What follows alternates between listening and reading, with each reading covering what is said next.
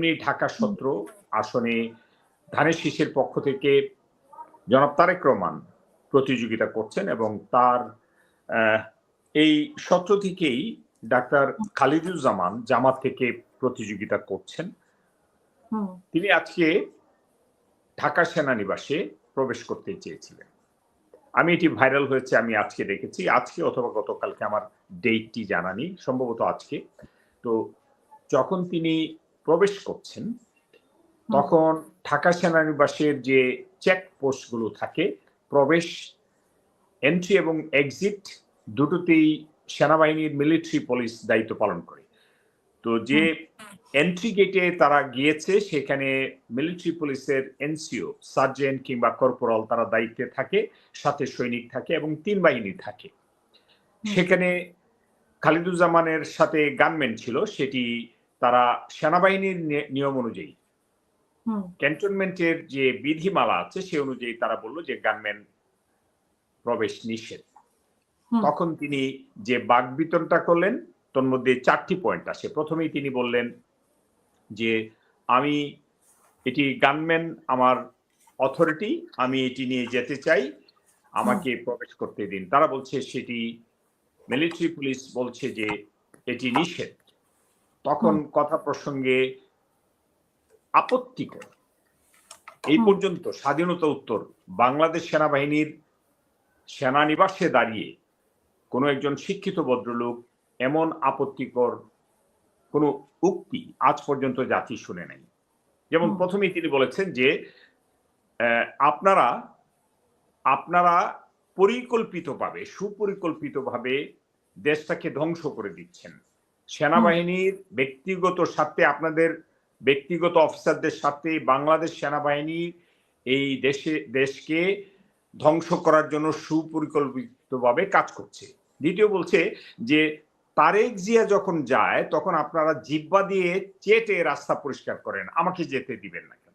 তৃতীয়ত তারা বলছে যে আমার গান আমি নিয়ে যাব, আপনারা এখানে বাধা দিতে পারেন না, আমি প্রয়োজনে সেনা প্রধানের সাথে কথা বলব। তখন ওই ডিউটিরত খুব ভদ্রভাবে পেশাদারিত্বের মাধ্যমে যে এনসিও বা যে সোলজার, যে সৈনিক মিলিটারি পুলিশের, তিনি তার যে অফিসার আছে, এই অপারেশন অফিসার হতে পারে একজন ক্যাপ্টেন কিংবা মেজর, তার সাথে কথা বলেছে এবং সে তাকে ফোনটা দিয়েছে, তার সাথে একই উক্তি করেছে, একইভাবে ন্যাক্কারজনক উক্তি করেছে ডাক্তার খালিদুজ্জামান।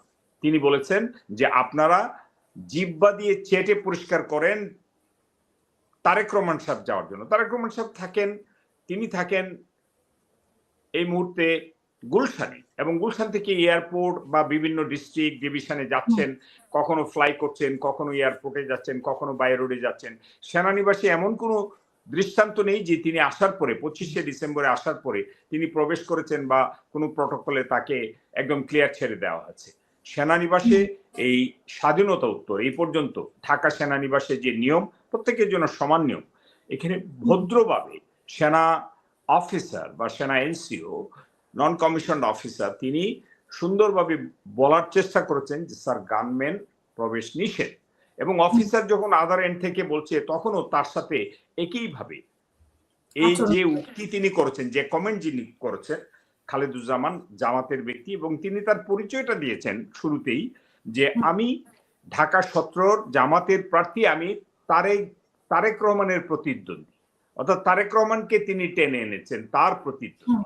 এবং আশ্চর্যজনক ভাবে তিনি বারবার একটি কথা বলছেন যে পরিকল্পিতভাবে, সুপরিকল্পিতভাবে বাংলাদেশ সেনাবাহিনী এই দেশটাকে ধ্বংস করার প্রক্রিয়া করছে, আপনারা গোলাম হয়ে গেছেন। ওইখানেই বলেছেন, ওখানেই বারবার বলছে যে আপনারা গোলাম হয়ে গেছেন। এক পর্যায়ে একটি মন্তব্য করেছে যে 5ই আগস্টের পরে বড় বড় অফিসাররা আমাদের পা ধরেছে, এবং তিনি বলছেন যে আপনি যে আমাকে অস্ত্র নিতে দিবেন না, আমি যদি প্রবেশ করি, আপনারা যদি পিটান, আমাদেরকে মারেন, যদি আপনারা যদি পিটায় পুটায় আমাকে ইয়ে করেন, তার মানে তিনি বোঝাতে চাচ্ছেন গানটা সাথে থাকলে, যদি ধরে নিলাম তর্কের খাতিরে তার বক্তব্য অনুযায়ী যদি কেউ পিটায় থাকে তাহলে তিনি গুলি করবেন।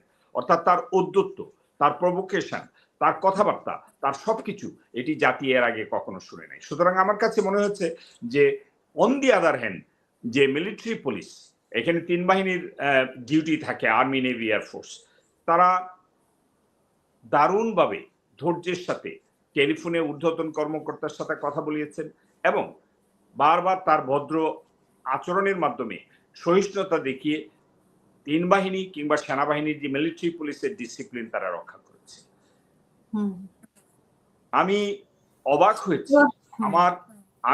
আমি 43 বছর আগে বাংলাদেশ সেনাবাহিনীতে প্রবেশ করেছি। আমি আজ পর্যন্ত ক্যান্টনমেন্টে দাঁড়িয়ে, সেনানিবাসে দাঁড়িয়ে, সেনানিবাস মিলিটারি পুলিশের সাথে এই ধরনের আচরণ কোনো সেনা অফিসার কিংবা সেনা সৈনিক, কোনো রিটায়ার্ড অফিসার বা সৈনিক কিংবা কোনো সিভিল এই ধরনের আচরণ কখনো করেনি।